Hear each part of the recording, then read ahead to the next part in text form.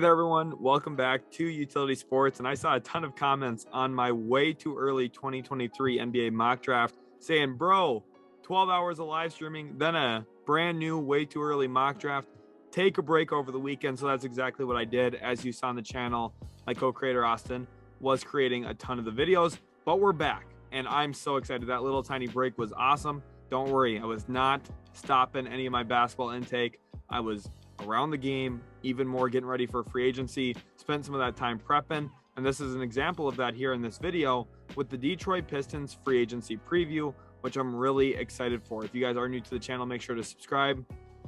Also leave a like so that you don't miss out on more of the content here at Utility Sports. And now let's jump into it. Pistons fans, you guys got to be so excited. We're going to talk about the Pistons roster. We're going to give a little overview about what they've got on their team, how the draft impacts potentially some of their decision makings here in free agency. Do we have an insight to what Troy Weaver is going to look to do?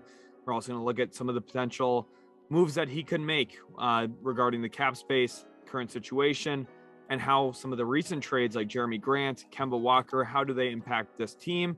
And then the potential Pistons targets, because at the end of the day, that's what you guys really want to know. Who could the Pistons land in free agency? I spent a ton of time going through all 198 free agents. We have a video of that up on the channel. Make sure to go check it out.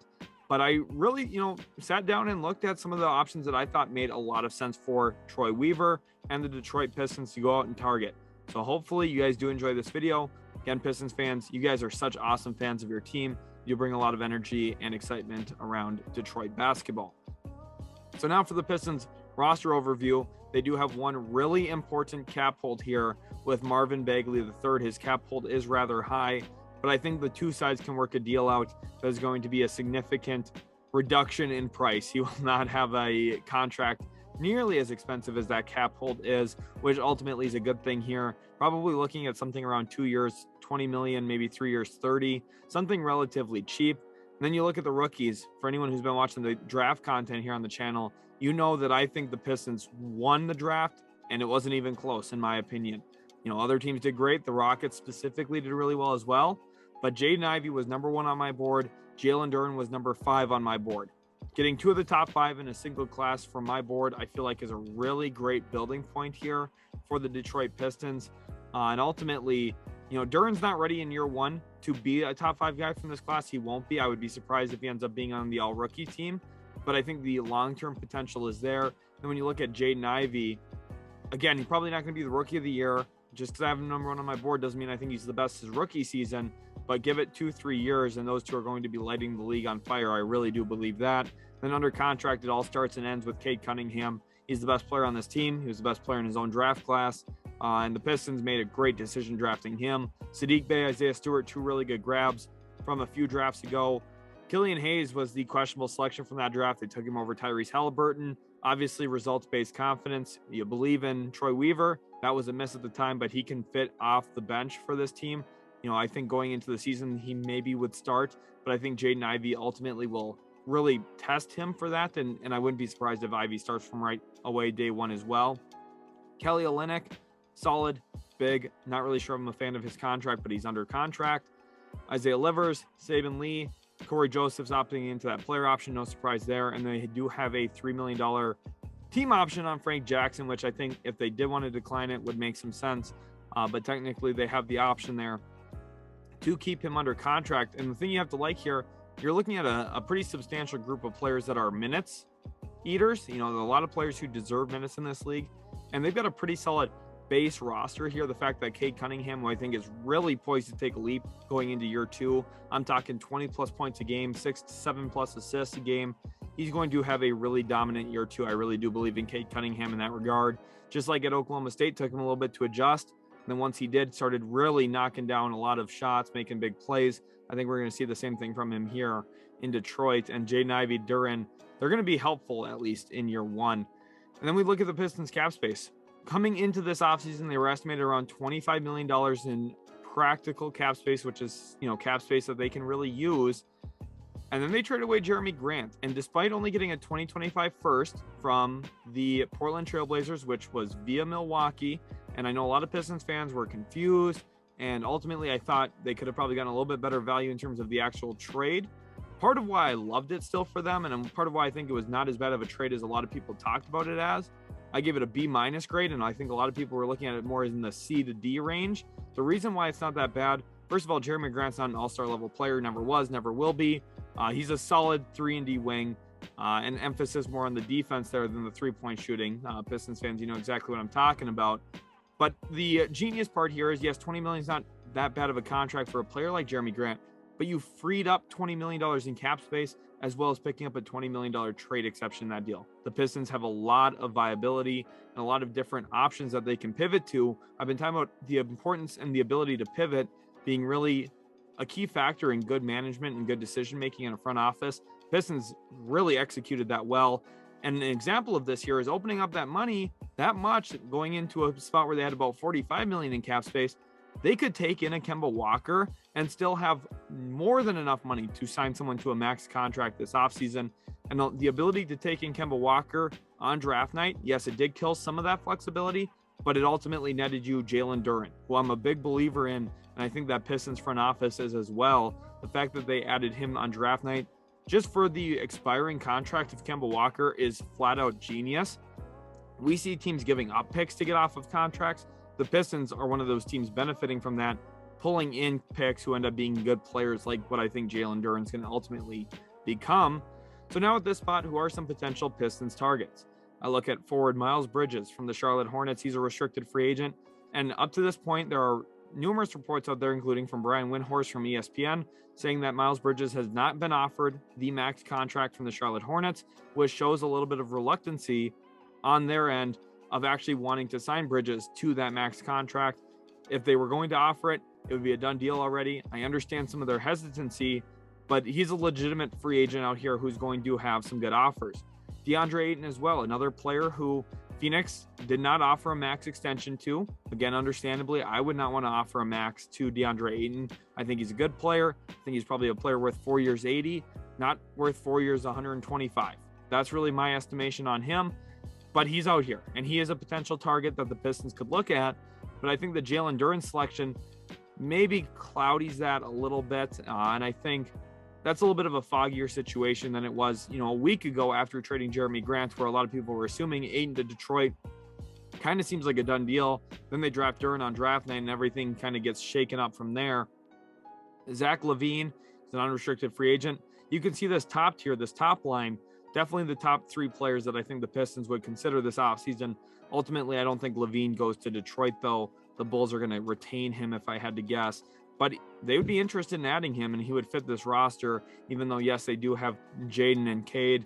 If you can add a player like Zach LaVine using cap space, you do it. I feel like that's a pretty obvious answer, but ultimately I don't think it gets done. Amir Coffey, someone who's an under-the-radar free agent this free agency. I like him a lot. He's really improved as a three-point shooter since coming into the league out of the U of M. The Golden Gopher product has really transformed his game to fit the NBA style, and I really like him as a long-term option in the league.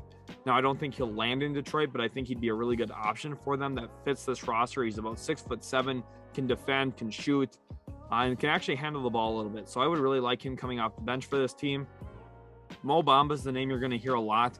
For teams that don't quite get Ayton, Mo Bamba is the other answer. Same draft class, same restricted free agency status. However, a little bit of a trickier situation there in Orlando because they drafted Paulo Banchero. They already have Wendell Carter. Jonathan Isaac's coming back from injury finally. That team in Orlando probably could go without Mo Bamba, which opens up his possibility of leaving in free agency. And then we look at a TJ Warren, who's unrestricted. Another example of a player who hasn't played since the bubble, has been really injury prone. He has playing, but very little. Basically, we haven't seen substantial time from TJ Warren since the bubble.